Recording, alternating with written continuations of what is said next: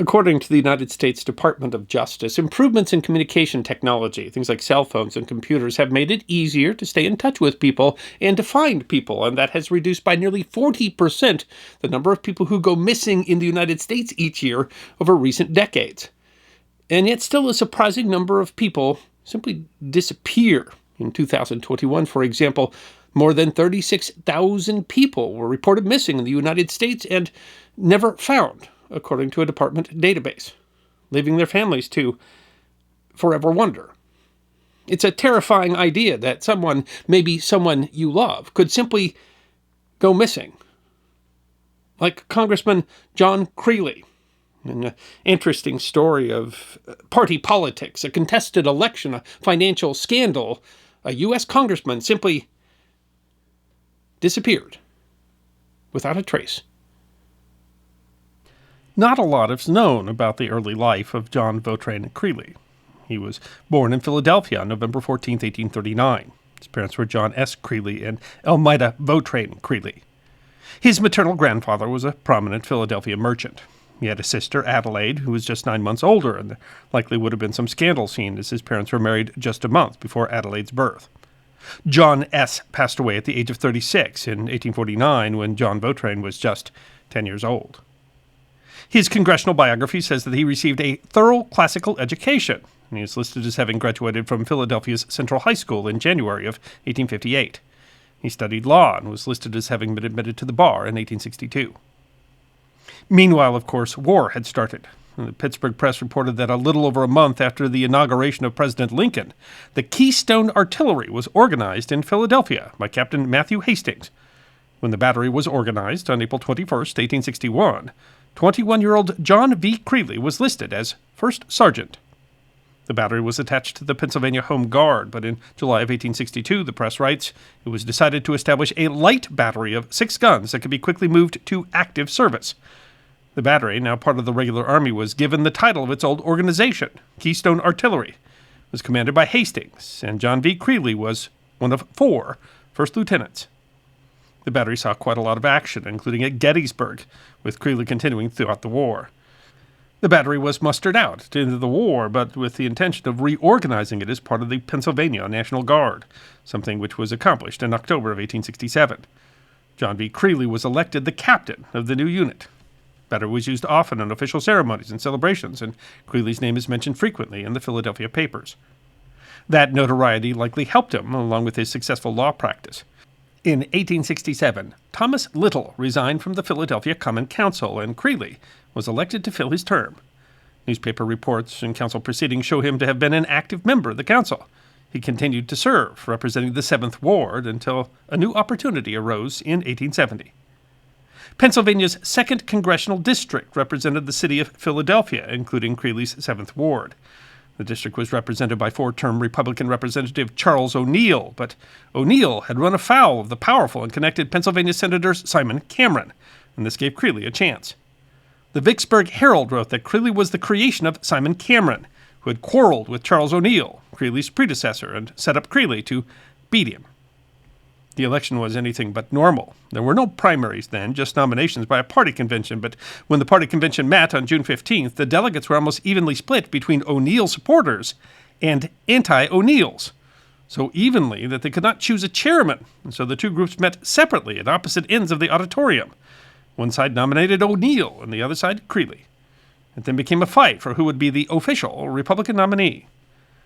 The Philadelphia Press wrote of the proceedings, "The day has not been a most auspicious one for the Republican Party, largely characterized by the rowdyism and lawlessness heretofore confined to the Democratic conventions."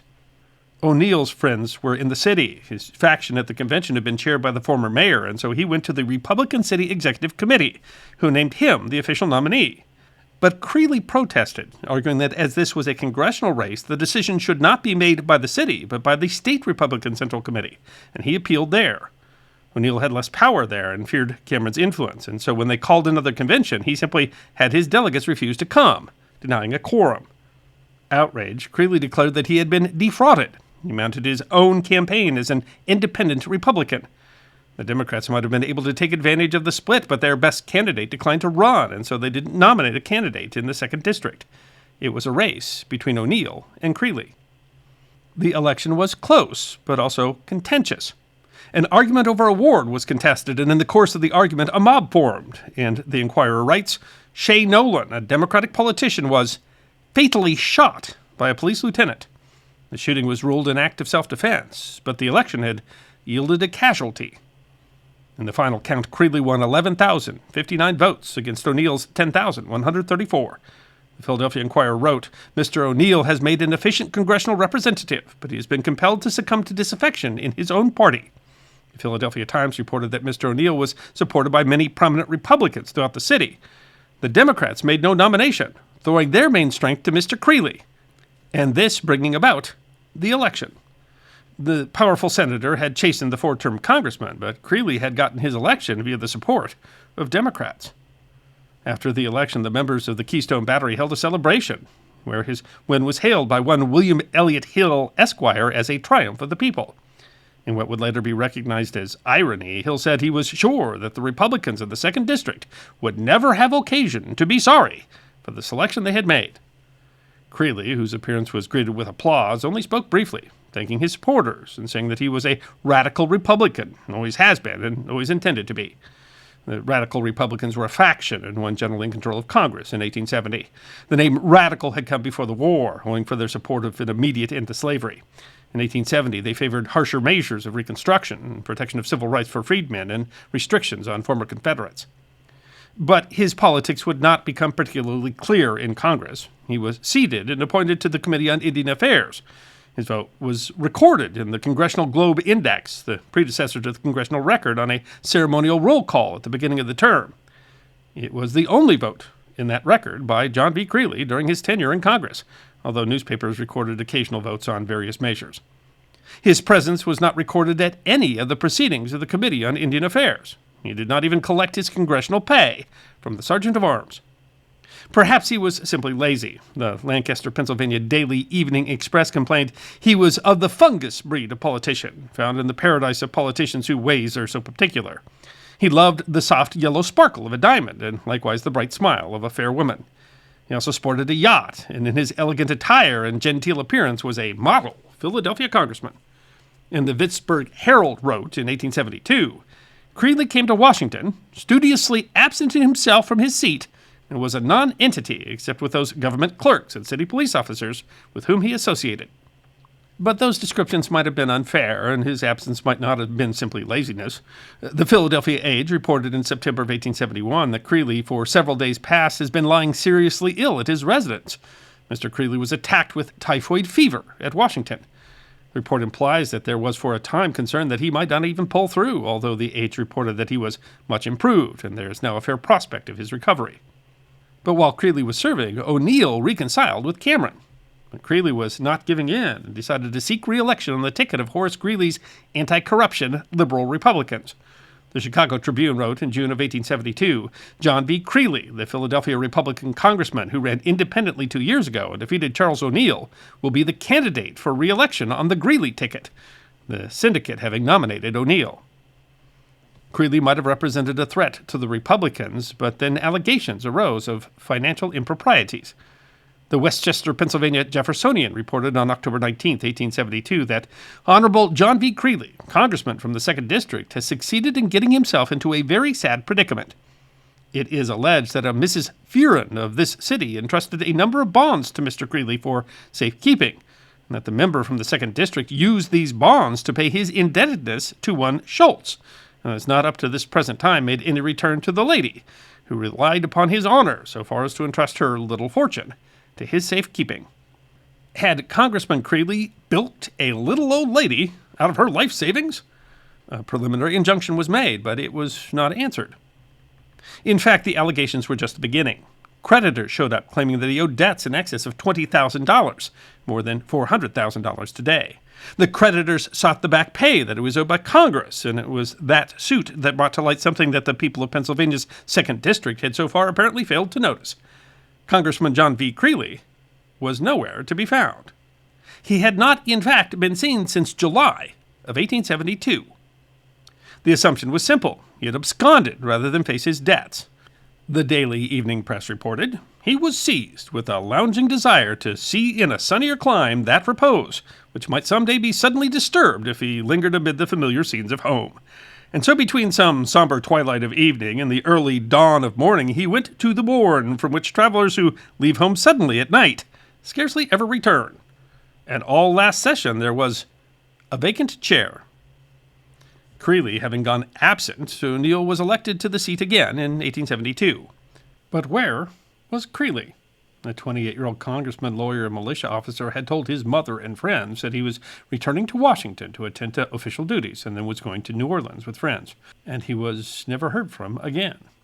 Bizarrely, his name showed up on a list of endorsements for a patent medicine years after he had gone missing.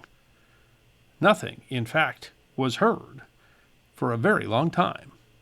In June of 1900, 28 years after he went missing, his sister Adelaide sought to have John V. Creely declared legally dead so that she should claim what little estate, his congressional back pay, was left. The Wichita Eagle wrote, for 28 years, this man, once prominent, with a good mother and sister and a comfortable home, has been lost to those who loved him. And the other day his sister, now a gray-haired woman, the mother is dead, appeared before Judge Hanna in the Orphans' Court and asked that her brother be declared dead so that she could collect money that was due to him by the United States government for his services in Congress. It was, the Wilkes-Barre Semi-Weekly Record opined, a remarkable case that most people, even in Philadelphia, have forgotten or long ago lost interest. And in the appeal, the nearly forgotten case seemed even more mysterious. It would have been assumed that he had simply absconded. If he did so, he was surprisingly thorough. It turns out that Elmida and Adelaide had made a surprisingly thorough effort to find their son and brother. Surprisingly, they had found that his personal effects had been left at the hotel in Washington, where he boarded when a member of the House. He had absconded, but left his suitcase behind?